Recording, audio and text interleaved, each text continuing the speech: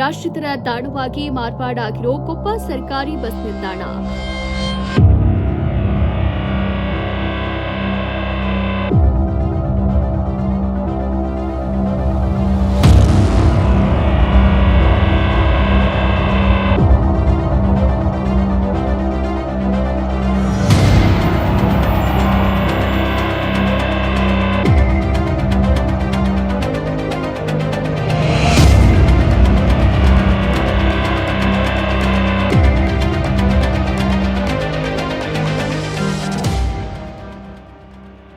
Koppa BM ರಸ್ತೆಯಲ್ಲಿರೋ ಬೆಟ್ಟದಪುರಕ್ಕೆ ಹೋಗೋ ಸರ್ಕಲ್ನಲ್ಲಿ ಸಾರ್ವಜನಿಕ bus ನಿಲ್ದಾಣ ಇದ್ದು ಇತ್ತೀಚಿನ ದಿನಗಳಲ್ಲಿ ಅಕ್ರಮ ಚಟುವಟಿಕೆಗಳ ತಾಣವಾಗಿ ಮಾರ್ಪಾಡಾಗಿದೆ. ಕಸ ಕಡ್ಡೆಗಳಿಂದ ತುಂಬಿ ಹೋಗಿರೋ ತಂಗುದಾಣ ಸಾರಾಯಿ ಬಾಟಲಿಗಳಿಂದಲೇ ತುಂಬಿ ಹೋಗಿದೆ. ಇದರಿಂದ ದುರ್ವಾಸನೆ ಬರ್ತಾ ಇದ್ದು ಸಾರ್ವಜನಿಕರು ನಿಲ್ಲೋಕು ಆಗದೆ ರಸ್ತೆಯಲ್ಲೇ ಬಸ್ಗಾಗಿ ಕಾಯೋ ಸ್ಥಿತಿ ಬಂದಿದೆ. ಇನ್ನು ಬಸ್ ತಂಗುದಾಣದ ಗೋಡೆಗಳಂತೂ ಖಾಸಗಿಯವರ ಭಿತ್ತಿ ಪತ್ರಗಳಿಂದಲೇ ತುಂಬಿಕೊಂಡಿದೆ.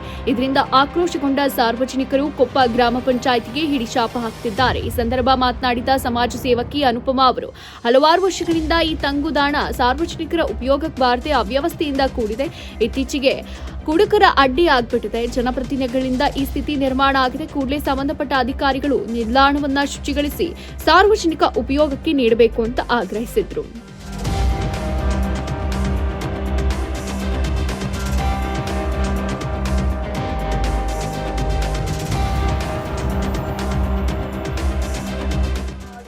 ಸಾರ್ವಜನಿಕರಿಗೋಸ್ಕರ ಮಾಡಿರೋ ಬಸ್ ಸ್ಟಾಪು, ಆದರೆ ಒಂದು ಸ್ವಚ್ಛತೆ ಇಲ್ಲ.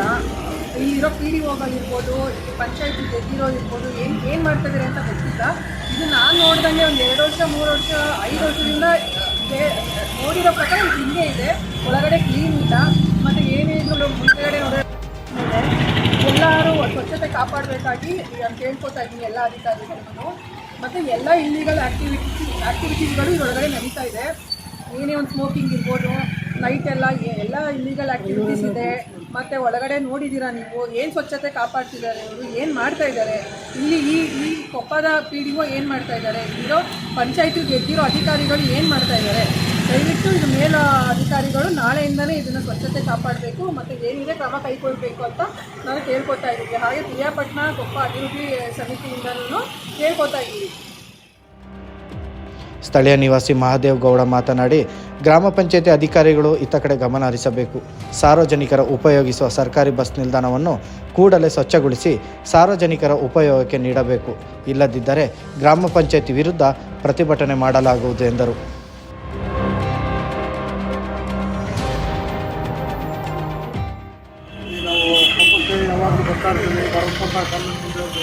ಸಾರ್ವಜನಿಕ ಗೌರ್ಮೆಂಟ್ ಬಸ್ ಸ್ಟ್ಯಾಂಡ್ ಇದೆ. ಆ ಬಸ್ ಸ್ಟ್ಯಾಂಡಲ್ಲಿ ಯಾವಾಗಲೂ ಮನುಷ್ಯರು ಕೂತ್ಕೊಳ್ಳೋ ರೀತಿ ಇಲ್ಲ. ಎಲ್ಲ ದನಗಳು ಕಾಣುತ್ತೆ. ದನಗಳು ಕೂತ್ಕೊಳ್ಳುವಂಥ ಜಾಗಗಳಿದೆ. ಕಟ್ಟಡ, ಸಾರಾಯಿ ಔಷಧಗಳು, ಮದ್ಯ ಪ್ಯಾಕೆಟ್ಗಳು ಎಲ್ಲ ಕಸ ಕೈಯಿಂದ ತುಂಬೋಗಿದೆ. ಆದ್ದರಿಂದ ಇಂಥ ಕಡೆ ಯಾರೂ ಗಮನ ಹರಿಸ್ತಾ ಇಲ್ಲ. ಗ್ರಾಮ ಪಂಚಾಯತಿ PDOಗಳಾಗಲಿ ಕಾರ್ಯದರ್ಶಿಗಳಾಗಲಿ ಗಮನ ಹರಿಸ್ತಾ ಇಲ್ಲ.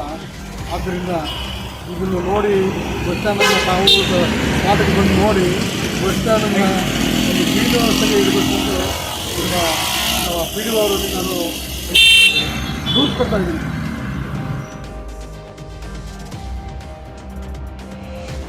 ಇದೇ ಸಂದರ್ಭ ಮಾತನಾಡಿದ ಪಿರಿಯಾಪಟ್ಟಣ ಅಭಿವೃದ್ಧಿ ಸಮಿತಿ ಕಾರ್ಯದರ್ಶಿ ಆಕರ್ಷ್ ಎಲ್, ಬಸ್ ನಿಲ್ದಾಣ ನೋಡಿದ್ರೆ ಗ್ರಾಮ ಪಂಚಾಯಿತಿ ಆಡಳಿತ ವ್ಯವಸ್ಥೆಗೆ ಹಿಡಿದ ಕೈಗನ್ನಡಿಯಾಗಿದೆ.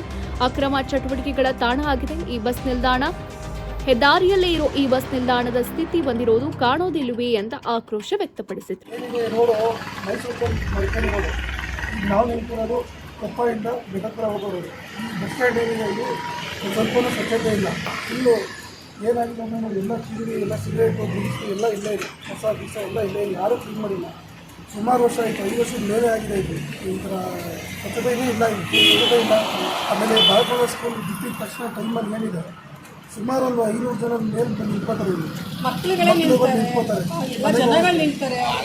ಯಾರು ಕರೆಕ್ಟಾಗಿ ನಿಂತ್ಕೊಳಕ್ಕೆ ಇದೇ ಇಲ್ಲ, ಸೆಕ್ಯೂರಿಟಿನೇ ಇಲ್ಲ. ಮೇನ್ ಹೇಳಬೇಕು, ಬಿಯರ್ ಬಾಟ್ಲುಗಳಿಂದ ಎಲ್ಲನೂ ಸಿಗರೇಟ್ಗಳು ಎಲ್ಲ ಇದೆ. ಎಲ್ಲ ಇಲ್ಲಿಗಲ್ ಆ್ಯಕ್ಟಿವಿಟೀಸ್ ಒಳಗಡೆ ನಡೀತಾ ಇದೆ.